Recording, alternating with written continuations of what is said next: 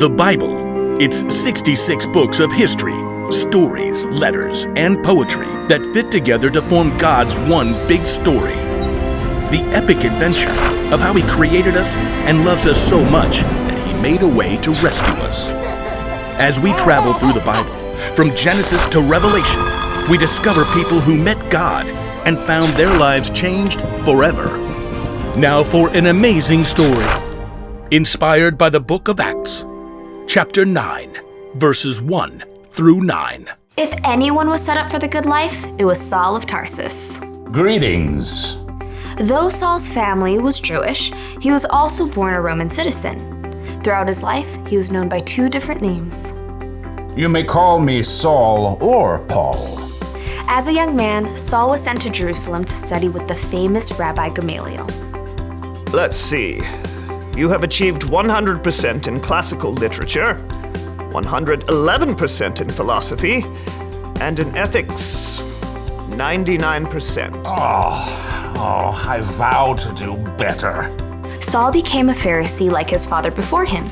He carefully studied God's law and prayed 3 times a day. Dear God, help me follow your laws 100% perfectly. Like the other religious leaders in Jerusalem, though, Saul was caught off guard by the events that surrounded the life and death of Jesus.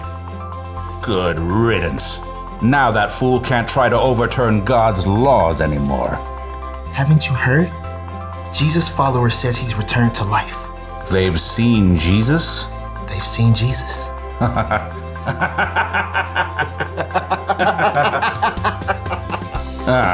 Those riffraff will slink away soon enough.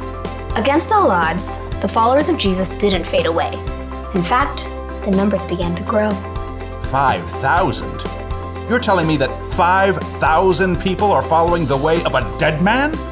Well, technically, they think he's alive. Not helping. The religious leaders in Jerusalem did everything they could to squash the new movement. They even arrested a leader among the Jesus followers named Stephen. After telling lies about him, they dragged him outside the city. This man is a disgrace. Saul stood by and held the coats of the men, who picked up stones and threw them at Stephen, until they killed him. If Stephen had just let go of this Jesus nonsense, he wouldn't have had to die. It's terrible.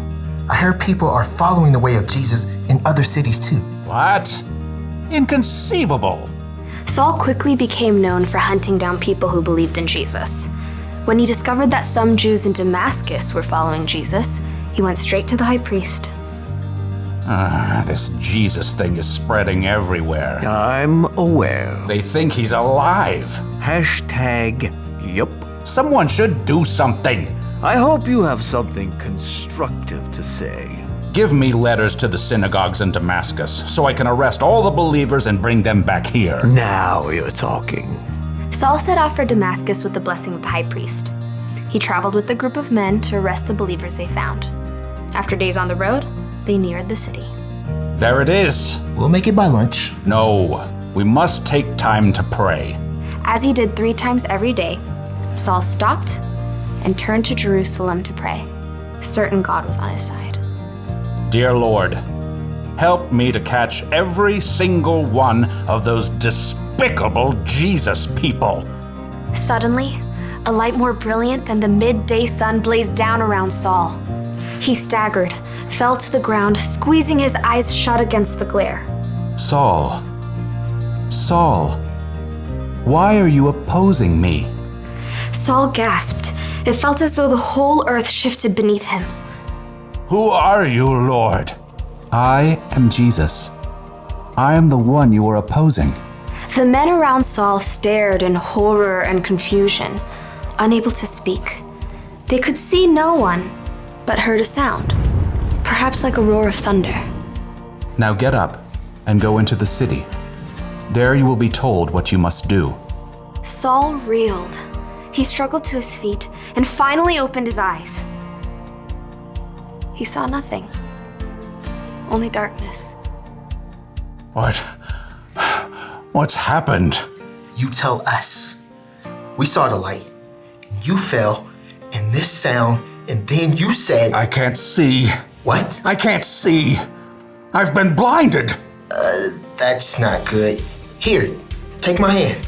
Saul grasped the man's hand and shuffled a few steps forward. Who are you talking to? I think it was Jesus. You heard Jesus? I heard Jesus. Saul's companions led him into Damascus, where he stayed at the home of a man named Judas on Straight Street. Want something to eat? I'm not hungry. Or water? Not thirsty. For 3 days, Saul wrestled with himself and God. He'd come face to face with the very man he knew was dead, but discovered that Jesus was very much alive. Now blind, Saul was forced to see everything in a brand new light.